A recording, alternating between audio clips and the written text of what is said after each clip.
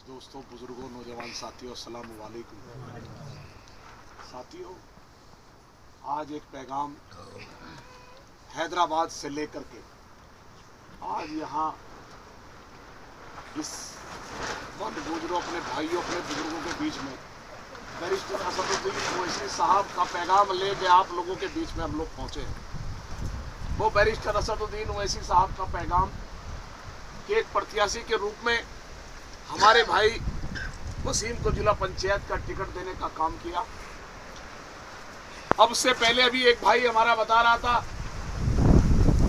कि हिंदुस्तान के अंदर अगर मुसलमानों की कहीं कोई आवाज उठाने वाला है तो वो नेता बैरिस्टर असदुद्दीन ओवैसी है। अभी तक हमने आपने पार्लियामेंट में वोट देने का काम किया, तमाम लोगों ने, हिंदू और मुसलमानों ने मिलकर पार्लियामेंट में वोट दिया और एमपी बना करके भेजने का काम किया। लेकिन जब सीएनआरसी में बोलने की बात आई तो उस प्रत्याशी ने मुंह पे टेप लगा ली, बोल नहीं पाया। हिंदुस्तान के मुसलमानों की नहीं और भी लोगों को सीएनआरसी के कानून से, चाहे 3 तलाक का मामला हो, चाहे बुरखे का मामला हो, वो तमाम लड़ाई अब तक हमने वोट नहीं बैरिस्टर असदुद्दीन ओवैसी साहब को दिया जो हम कह सके कि हमने वोट किया, हमारा फला काम नहीं हुआ। लेकिन वोट ना देने की बाद भी पूरे हिंदुस्तान के मुसलमान की, दलित की आवाज पार्लियामेंट में उठाने का काम बैरिस्टर असदुद्दीन ओवैसी साहब कर रहे हैं। क्यों कर रहे हैं? क्योंकि वो जानते हैं कि यहाँ जिस तरीके की हिंदुस्तान के अंदर राजनीति चल रही, जो भारतीय जनता पार्टी चला रही है, वो चाहती है कि इस देश के अंदर केवल हिंदू राष्ट्र लागू हो जाए। जो भारत देश हमारा एक संविधान से, जो बाबा साहब भीमराव अम्बेडकर ने लिखा, उसमें दलित, मुस्लिम, पिछड़ा, अगड़ा सबको सम्मान देने का काम बाबा साहब भीमराव अम्बेडकर जी ने दिया। उस संविधान को लेकर चलने का काम बैरिस्टर असदुद्दीन ओवैसी साहब कर रहे हैं। लेकिन ये सरकार चाहती है कि इन लोगों में, मैं अपनी एक ऐसी भावना इनके दिमाग में है कि जो पहले सरकारें कभी मुस्लिम हुकूमतें होती थी उसको देखते हुए बदला की भावना से मुसलमान के साथ भेदभाव के साथ काम किया जा रहा है। अभी आप देख लीजिए, आप तमाम परिवार के लोग हो, हमारे भाई हो, बुजुर्ग हो, यहाँ तमाम इस गांव, इस जंगल के अंदर वन गुजरों में हमारे गुज्जर, हमारे बुजुर्ग, हमारे बड़े बैठे हैं। इस जंगल का पहरा देकर के पीढ़ी दर पीढ़ी आप लोगों ने यहाँ काट दी, लेकिन फिर भी सरकार कहती है इन गुज्जरों को यहाँ से बाहर निकाल दो। अरे इतनी आसानी से नहीं गुज्जर बाहर निकलेंगे। हमारी पीढ़ी, हमारी नस्ल यहीं से चली है और यहीं से चल रही है, कैसे निकल जाएंगे? आपको इतना फिक्र अगर हमारा है, हमें बाहर निकालना है, तो मैं मांग करता हूं, मैंने पिछली बार भी मांग उठाई कि एक आदमी को 12-12 बीघे, जो शादीशुदा हमारा भाई है, नौजवान है, उसे 12-12 बीघे जमीन मिलनी चाहिए। गुजरों को दिलवा दी जाए, हम जंगल खाली करने के लिए तैयार है। ये ऑल इंडिया मजलिस इत्तेहादुल मुस्लिमीन के आपके भाई के अध्यक्ष ने आपकी आवाज बैरिस्टर असदुद्दीन ओवैसी साहब तक लिख के लेटर भेज दिया हमने कि हम वन गुजरों के बीच में गए, उनके दुख दर्द को हमने सुना, क्योंकि हमारे भाई है। लड़ाई ये राजनीति की आज तक चलती आई, चलती रहेगी। सबसे पहली लड़ाई हमारे घर परिवार की है, जो हमें यतीम करने जा रही है, जो हमारे बच्चों के मुस्तकबिल की लड़ाई है, जो हमें बाहर निकालने जा रही है, जो भारतीय जनता पार्टी की सरकार। लेकिन मैं आज बता देना चाहता हूं भारतीय जनता पार्टी को कि इतने आसानी से नहीं, इन वन गुजरों को लावारिस ना समझे कि ये लावारिस है।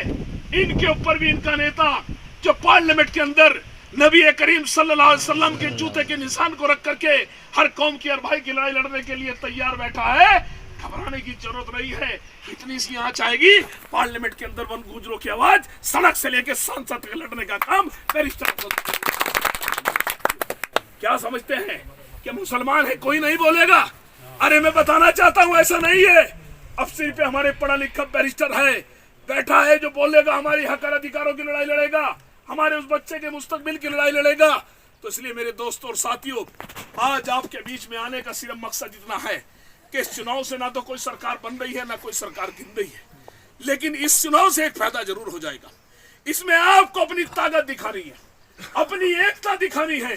बता देना है बैरिस्टर असदुद्दीन ओवैसी साहब को कि जब वसीम जीत के जाए तो हम ये कह सके वहां जाके हैदराबाद के अंदर कि हमारे बुजुर्गों ने, वन गुजरों ने, वन भाइयों ने एक एक वोट मजबूती के साथ वसीम को तो नहीं दिया, लेकिन बैरिस्टर असदुद्दीन ओवैसी साहब को दिया है। जब ठप्पा लगे तो ये मैसेज जाना चाहिए कि वसीम तो हमारा भाई है, हमारा बच्चा है, हमारा बीच का है। वोट तो वसीम को देंगे, लेकिन मैसेज जाएगा हैदराबाद बैरिस्टर असदुद्दीन ओवैसी साहब के पास। एक मौका हमें मिला है छोटे से चुनाव का शुरुआत करने का। इंशाअल्लाह। आपका भाई सहारनपुर का रहने वाला, लेकिन आपके भाई के ससुराल जैतपुर में यही है।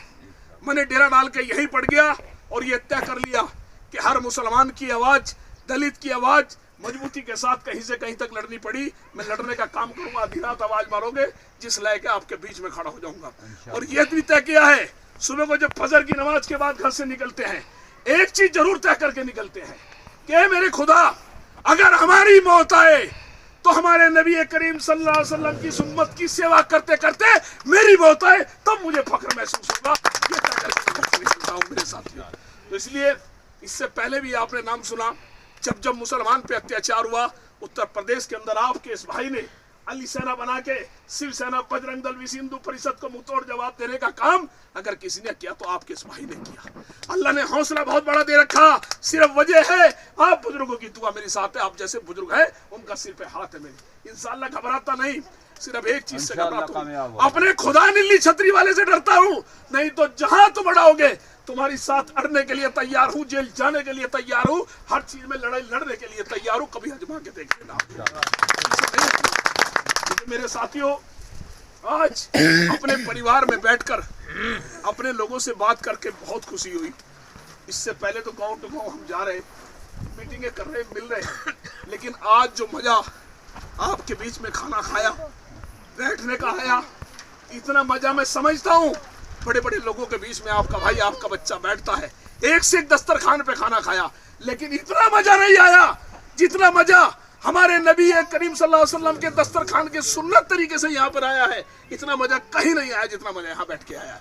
क्योंकि आप लोगों का सिस्टम मैंने देखा है, सेम वही है जो हमारे नबी करीम सल्लल्लाहु अलैहि वसल्लम का था।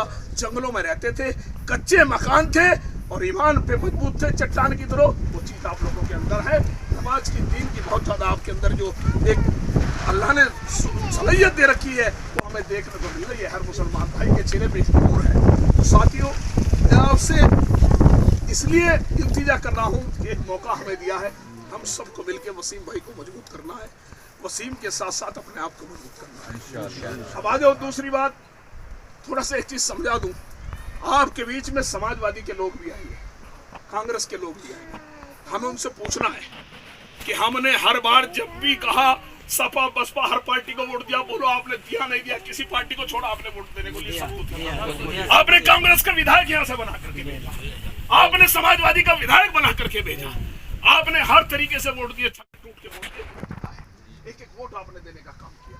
लेकिन वो जो ऊपर लीडर बैठे हैं उनसे हमारी लड़ाई है कि वो जो लीडर अखिलेश यादव बैठे हैं, जब अखिलेश यादव की उत्तर प्रदेश के अंदर सरकार थी, जब डीजीपी का चार्ज एक मुसलमान को दिया जा रहा था, तो उसमें मुलायम सिंह यादव कह रहा था डीजीपी का चार्ज एक मुसलमान को देना है। अखिलेश यादव ने कहा मुसलमान को डीजीपी का चार्ज देना, उसे नहीं दिया गया। तो इतनी जबरदस्त तरीके से मुसलमान से बाहर कुछ अंदर कुछ वोट तो चाहिए, लेकिन अंदर से भेदभाव है, ये बिल्कुल नहीं चलेगा। चलता आ रहा था, हम भी वोट देते आ रहे थे, मैं भी समाजवादी में रहा, सहारनपुर की एक जेल रही, देवर नहीं का विजिट रहा, जिम्मेदार रही, मुख्यमंत्री वाला दर्जा आपके बच्चे के पास रहा। लेकिन मैं बता दूं, जब हमने देखा कि हमारी कौम के साथ भेदभाव हो रहा, तुरंत पार्टी को नकार के बैरिस्टर असदुद्दीन ओवैसी साहब का दामन थाम लिया, क्योंकि उसकी शेरवानी पे जरा सा भी दाग नहीं है। ऐसे की साथ लगना है, 5 वक्त का नमाजी है, जलसा हो जुलूस हो, प्रोग्राम को छोड़ देगा, पहले ईश्वर को अल्लाह को याद करेगा, बाद में दूसरे काम पे लगेगा। तो ऐसे आदमी के साथ सिपाही बन के काम करना पसंद करते हैं, ऐसे की नहीं जो भेदभाव की दोगली राजनीति करे। हमारे साथ दलित भाई बहुत मजबूती के साथ जुड़ रहे हैं, हम अपने परिवार की तरह मिला करके चलने का काम कर रहे हैं। उत्तर प्रदेश के अंदर आज मैं बता दूं, दलित और मुस्लिम जिस तरीके से बैरिस्टर साहब के साथ जुड़ रहे हैं, अगर ये साथ इकट्ठा हो जाए तो उत्तर प्रदेश के अंदर सरकार हमें औरों के वोट की जरूरत नहीं है। मैं डंके की चोट पे कहता हूँ, सिर्फ हमें दलित और मुस्लिम का वोट चाहिए, उसी से हम लोग सरकार बना लेंगे। तो साथियों, मेरा कहने का मतलब है कि कांग्रेस ने, प्रियंका गांधी ने जब राम मंदिर बना, उसने सीधा सीधा कहा कि आज जो ये राम मंदिर बना है इसका श्रेय भाजपा को नहीं जाना चाहिए, इसका श्रेय हमें जाना चाहिए। बाबरी मस्जिद का ताला तोड़वाने का काम कांग्रेस ने किया था, खुल्लम खुल्ला टीवी चैनलों पर सब जगह का है, आप सबको पता है मेरे साथ। फिर भी क्या हम ऐसे इंसानों को वोट देंगे? वो हमारे भाई का चेहरा सामने करके मुसलमान को हमारे बीच में भेजेंगे और कहेंगे कांग्रेस के खूनी पंजे पर वोट दो? बिल्कुल नहीं देंगे। कांग्रेस जो हमारी मस्जिद को ताला तोड़ने वाली पार्टी है, बिल्कुल वोट नहीं देंगे इस पार्टी को, कभी नहीं देंगे। बिल्कुल हमें समझनी चाहिए, यहीं से बुनियाद की शुरुआत है। आज वो समाजवादी पार्टी के अंदर आजम खान का पूरा परिवार ने समाजवादी पार्टी के अंदर इतनी सेवा करी, उसका पूरा परिवार जेल के अंदर बंद है। अखिलेश यादव की हिम्मत नहीं पड़ी उसकी लड़ाई लड़ने मजबूती के साथ, क्योंकि वो मुसलमान था। अभी आपने देखा कि बैरिस्टर असदुद्दीन ओवैसी साहब ने एक चिट्ठी लिखी कि मैं आजम खान से मिलूंगा और उसकी लड़ाई मजबूती के साथ लड़ने का काम करूंगा। तुरंत अखिलेश यादव और कांग्रेस के लोग समाजवादी पार्टी के आजम खान के घर पहुंच गए, ताकि उन्हें खतरा ये हो गया कि कहीं आजम खान साहब बैरिस्टर असदुद्दीन ओवैसी साहब की साथ न मिल जाए, मुसलमान इकट्ठा ना हो जाए। अरे ये सोच है इनकी। उससे पहले कहा थे क्यों नहीं लड़ाई लड़ी आपने उसकी? अब साइकिल यात्रा भी आजम खान के लिए निकाल रहे हो, तो ये खतरा इन लोगों को है। अभी उपचुनाव हुआ, उपचुनाव में यादव ने total vote Bharatiya Janata party को दिया और हमारे मुसलमान भाइयों से कहते हैं समाजवादी है वोट हमें दो। अरे तुम्हारा यादव तो वोट दे रहा है भारतीय जनता पार्टी को, मुसलमान को कहते हो एक वोट साइकिल के निशान पे समाजवादी पार्टी को, तो कैसे देंगे? अब मुसलमान पागल नहीं रहा, समझदार हो चुका है। उसके सिर पे मजबूत लीडर बैठा है जो मुसलमानों के हिंदुस्तान की आवाज बन के पार्लियामेंट के अंदर उभरने का काम कर रहा है। पहले हमारे सिर पे कोई लीडर नहीं था, इसलिए हम भटके हुए थे। जो हमारे बीच में आया हमें बेका दिया, हमने उसको वोट देने का काम किया, सबकी सरकार बनवाई, सबको खुश करने का काम किया। लेकिन जब आपके बीच में आए तो आपको आज तक हमने तुम्हारे कहने से वोट दिया, अब हमारे कहने से वोट बैरिस्टर असदुद्दीन ओवैसी साहब को देके दिखाओ, तब माने आप हमारे साथ खड़े हो, नहीं तो दोगले हो बिल्कुल। हमारे से तो वोट लोगे, जब हम वोट मांगेंगे नहीं दोगे तो मैं समझता हूँ कहीं ना कहीं गद्दारी है। ये सीधी सीधी बात है। तो मेरे दोस्तों और बुजुर्गों, आपको ताकत बैरिस्टर असदुद्दीन ओवैसी साहब को देनी है। वसीम को ताकत अगर हम भाई देंगे तो सीधा सीधा वोट हमारा बैरिस्टर असदुद्दीन ओवैसी साहब को जाएगा। और जब यहाँ से जिता करके इसको लेके जाएंगे, जब वन गुजरों के मेरे प्रधान जिम्मेदार मेरे साथ हैदराबाद चलेंगे और बैरिस्टर साहब को कहेंगे लो आपकी झोली में अपने जिला पंचायत की सीट डाल दी, अब आगे की कमान आपको संभाल ली है, हमारी लड़ाई है जितनी है सारी आपको लड़ रही है, तो इंशाअल्लाह रहमान वो आदमी इतना पक्का सच्चा है, आपकी एक एक लड़ाई पार्लियामेंट में लड़ने का काम करेगा, पीछे नहीं भागेगा। मैं विश्वास दिलाता हूँ आपको। दूसरी चीज इसी बात इसकी आपके विभाग यहाँ की बात हो रही है, मैं उसको भी बता देना चाहता हूँ भाई, जहाँ मेरी जरूरत हो, वोट की बात एक अलग है, उससे हट के कह रहा हूँ, क्योंकि हम लोग पार्टी चला रहे हैं, ऑल इंडिया मजलिस इत्तेहादुल मुस्लिमीन पार्टी का नाम भी है। जहाँ जिस अधिकारी से मिलना हो, लगा के यहाँ से लखनऊ तक हर तरीके से पूरी जिले की टीम, पूरी कमेटी आपके साथ खड़ी है। हमें आवाज मार देना, इंशाल्लाह आपकी लड़ाई लड़ेंगे। किसी को ज्ञापन देना हो, झंडे के बैनर पर ज्ञापन देंगे, खुला मदद करेंगे, साथ में घबराएंगे नहीं बिल्कुल। चाहे किसी से टकराव भी होना पड़ा आपके मामले को लेकर के, वन विभाग वाले मामलों से, तो हम वहां से भी पीछे हटेंगे, आपके साथ ये हमारी सोच है।